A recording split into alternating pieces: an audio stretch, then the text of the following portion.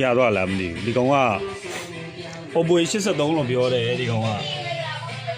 83ဆိုတော့ကျွန်တော်ဒီဘက်မှာမီတာကနေမှာ AC ပေါ့နော် AC ကနေဖြည့်လိုက်တယ်သူကလည်းသူမီတာလေးဝင်ပြီးတော့recovery ကနေ reset တော့ရှာသွားတယ်ဒါ Oppo 83T တဲ့အလဲက83တက်ပွိုင်းကြတော့ကျွန်တော်ဟိုဟာ CPU နားမှာ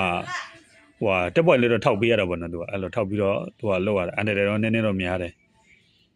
အဲ့ဆိုတော့အခုဟာကြတော့ကြိုးလေးထိုးလိုက်တယ်နဲ့ပေါ်တည်ပြီးတော့သူကလည်းသူ reset ရှာသွားတာနော်မနော်ရမရတော့မသိဘူးပွင့်ငါမှပဲသိရမှာ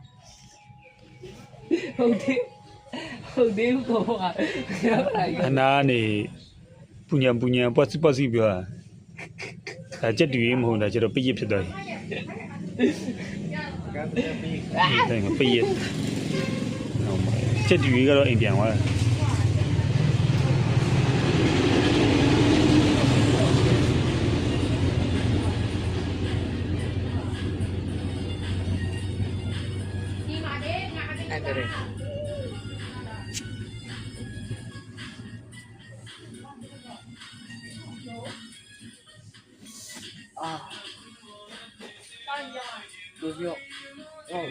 ထုတ်ဖြစ်ပြုတ်သွားပြီဗျ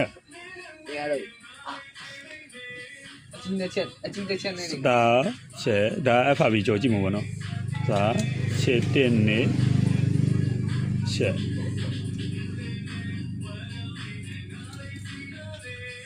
โอเค